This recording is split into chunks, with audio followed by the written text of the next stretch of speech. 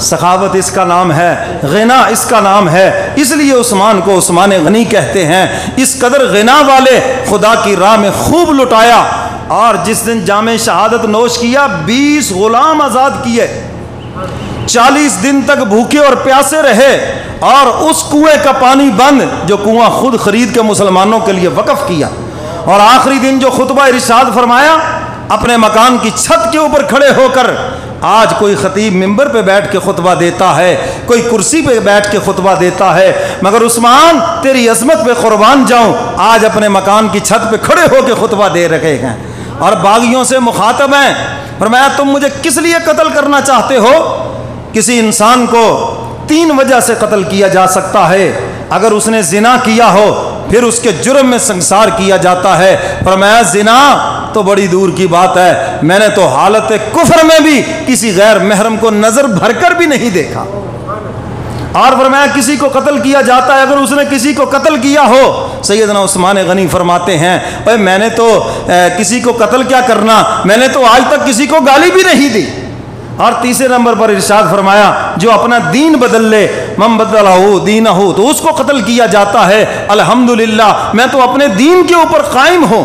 فرمایا کہ تم نے میرے اوپر پانی بند کیا، میرے اوپر کھانا بند کیا، حالانکہ میری سخاوت کا سب کو علم ہے جو میں اللہ کی رضا کے لیے مدینہ والوں کے اوپر تقسیم کرتا ہوں۔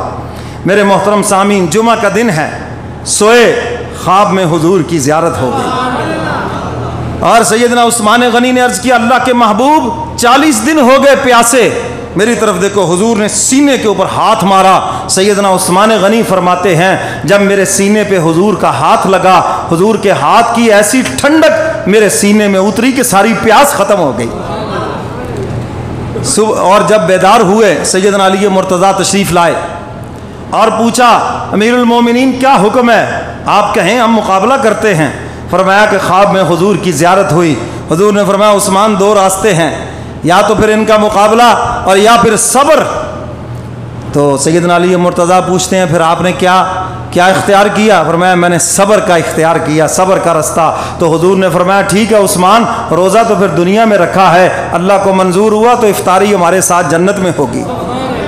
سیدنا عثمان غنی فرماتے علی بھائی سن لو، دنیا کا نظام درم برم ہو سکتا ہے مگر میرے محبوب کا فرمان کبھی بھی غلط نہیں ہو سکتا۔ مجھے شہادت آج ملے گی اور میں حضور کے دسترخوان پہ پہنچوں گا۔ حضرت علی فرماتے نہیں امیر المومنین ایسا نہیں ہوگا، ہم آپ کا ہر طرح دفاع، میں تم جو مرضی کر لو، اب جو حضور نے بات فرما دی ہے وہ ہو کے رہے گی۔ اور حضور نے اس سے قبل بھی بشارت سنائی تھی، پہاڑ پہ کھڑے ہیں، پہاڑ پہ حرکت آئی، حضور نے فرمایا کیوں کامتے ہو، تیرے اوپر ایک نبی ہے، ایک صدیق ہے، 2 شہید ہیں۔ جب جائزہ لیا گیا نبی تو میرے کملی والے پیغمبر ہیں، اور صدیق کون ہے؟ سیدنا صدیق اکبر ہیں۔ 2 شہید کون ہیں؟ ایک سیدنا فاروق اعظم ہے، ایک سیدنا عثمان غنی ہیں۔ ان کی شہادت کی خبر تو حضور نے دی۔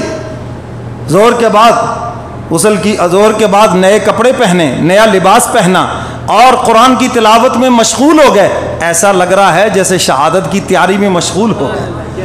اور پھر قاتل دیوار پھلانگ کر پیچھے سے آئے اور لوہے کے راڈ سیدنا عثمان غنی کے سر کے اوپر مارے، اور آپ کے پیشانی سے خون کا فوارہ نکلا، اور قرآن کریم کی آیت مبارکہ فَسَيَكْفِيكَهُمُ اللَّهُ کے اوپر پڑا، اور عثمان غنی زخموں کی تاب نہ لاتے ہوئے قرآن کے اوپر گرے۔ گویا کہ یوں کہا جا سکتا ہے عثمان نے قرآن کو اور قرآن نے عثمان کو سینے سے لگا کے اپنی یاری پکی کر لی۔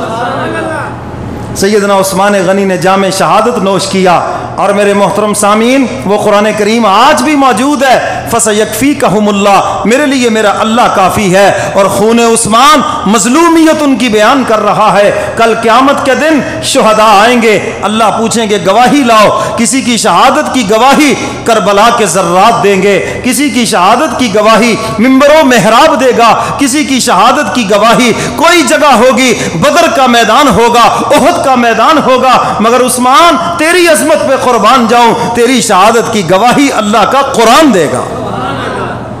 تو میرے محترم سامعین، سیدنا عثمان غنی رضی اللہ تعالیٰ عنہ 18 ذی الحجہ کو ان کا یوم شہادت ہے، اور یہ اسلام کے ہیرو ہیں، یہ ہمارے ہیرو ہیں، ہمیں ان کی تعلیمات کے اوپر عمل کرنا چاہیے، وہ ہمارے لیے مشعل راہ ہیں۔ اور حضرات صحابہ کرام یہ معیار حق ہیں، حق کا معیار ہے، جس طرف صحابہ ہیں وہی حق ہے، اور جو صحابہ کے خلاف ہے وہ سب باطل ہے۔ اللہ مجھے اور آپ کو قرآن و سنت پہ عمل کی توفیق عطا فرمائے۔ وآخر دعوانا ان الحمد للہ رب